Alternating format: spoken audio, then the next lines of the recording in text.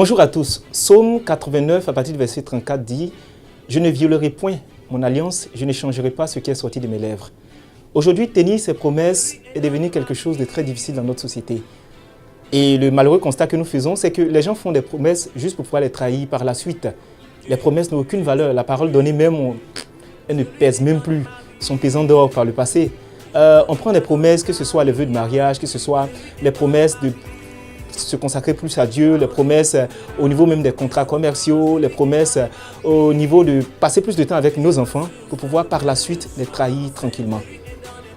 Nous servons un Dieu qui tient à ses promesses, qui dit des choses qu'il accomplit par la suite. Nous avons vu des enfants de Dieu qui s'en fichent de ce qu'ils disent.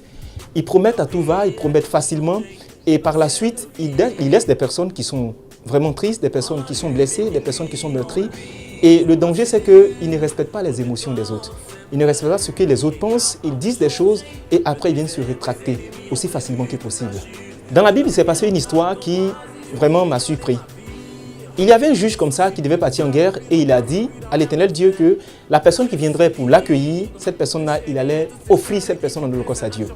Malheureusement pour lui, c'est sa fille qui est venue l'accueillir en premier. Ce qui m'a surpris, c'est qu'il a tenu l'engagement, il a sacrifié sa propre fille. Est-ce qu'aujourd'hui nous pouvons comprendre que les promesses que nous faisons ne sont pas des paroles en l'air? Parce que lorsque nous disons des choses, il y a des personnes qui s'accrochent à ces paroles. Il y a des personnes qui y croient fermement. Donc nous devons faire très attention à ce que nous promettons. Nous ne devons jamais promettre lorsque nous sommes dans les émotions. Et d'ailleurs, je me dis, pourquoi promettre s'ils n'en sont pas obligés? La seule façon de promettre une chose, c'est de faire la chose, je considère. On a aujourd'hui des femmes dans notre société qui passent leur temps à promettre des relations à des hommes auxquels elles n'attachent aucun attachement. Tout ce qui les intéresse, c'est l'argent de ces personnes. Et la personne peut rester en train de lui faire la cour assidue pendant 2 ans, pendant 3 ans, pendant 4 ans. Lorsqu'elle constate que le pigeon veut s'éloigner, elle lui dit encore non, il faut continuer, il faut insister. Jusqu'au jour où il découvre que son argent, son investissement a servi à la rendre plus belle pour le lit de son cœur. Malheureusement, il est trop tard. On a aussi des hommes qui prennent des femmes, qui les mettent dans des foyers, qui leur promettent mots et merveilles, qui leur disent non, je te marierai. Et aujourd'hui, le mariage est devenu la promesse pour pouvoir tenir en laisse les femmes dans le couple. Non, je vais te marier, t'en fais pas, je te marierai. Sachant qu'au fond de lui, il sait qu'il n'a aucune intention de pouvoir le faire. Je trouve que c'est méchant et c'est diabolique. Il y a des personnes qui sont incapables de dire non, je ne peux pas. On vous soumet un problème, on vous soumet une situation, soyez vraiment franc, soyez direct. Décevez les personnes, elles vont s'en remettre, mais ne s'aimez pas des espoirs inutiles dans ces personnes. Il y a des gens qui sont incapables de dire non, je ne peux pas, c'est pas possible, je n'ai pas les moyens de le faire. Ou bien qui ne parlent même pas au conditionnel, ils rassurent toujours les personnes. Non, il n'y a pas de problème, il n'y a pas de souci, je vais gérer, je vais faire, ne t'en fais pas. Et même le jour où tu les appelles, ils continuent toujours d'insister. Et après, tristement, ils ferment leur téléphone et préparent un peu leur riposte, ce qu'ils vont vous donner comme, vous servir comme argument insipide pour pouvoir justifier leur absence et leur méchanceté.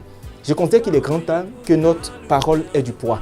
Souvent, même nos enfants, on ne se rend pas compte, mais on fait la même chose. On dit par exemple à l'enfant, si tu es premier de la classe, on te donnera ça. Si tu fais ci, on te donnera ça. Et on constate qu'après, comme ce sont des enfants, on se dit, oh, c'est pas grave. Ce que nous oublions, c'est que nous sémons en ces enfants un doute vis-à-vis des parents que nous sommes.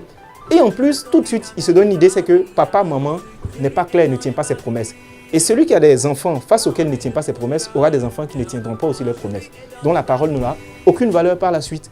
Remarquez dans les démarches commerciales, il y a des produits qu'on suit, il y a des produits, nous savons que le produit a des limites, mais parce qu'on veut faire du chiffre, on vend, on suit, vend. Non, il va faire ci, il va faire ça, et après la personne découvre que le produit n'a aucune valeur. J'étais dans le car et il y a un monsieur qui a vendu, vous savez, les personnes qui s'arrêtent dans le car pour vendre des produits, je ne vais pas tomber dans le dénigrement ou bien dans la délation, mais cette personne a su vendu le produit, je suis arrivé, il a utilisé, rien du tout.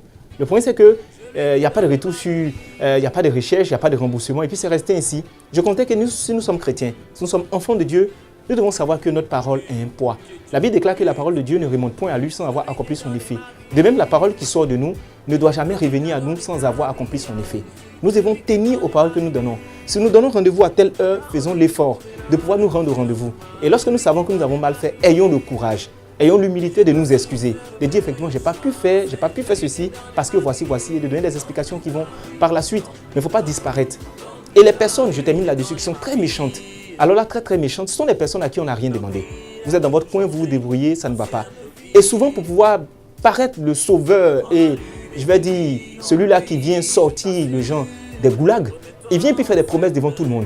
Non, je vais faire ci. Oh, ton fils fait rien, je vais lui trouver du travail. Oh, mais tu ne fais rien, c'est la main, je vais trouver ceci. Non, je suis le tonton, je suis la tante, je suis bien souvent en public, il fait de grandes promesses. Et après, cette personne affronte tout son espoir. Elle se dit, oh, mon tonton dit, il va me trouver du travail. Oh, ma tante dit, elle va déposer mon CV. Oh, mon tonton dit, il va payer mon université. Oh, l'autre dit, il va faire ci. Et après, ils disparaissent. Je trouve que ce n'est pas gentil et c'est méchant. Si vous n'avez rien de bon à dire, taisez-vous. Ne faites pas de promesses que vous n'allez pas être capable de tenir demain.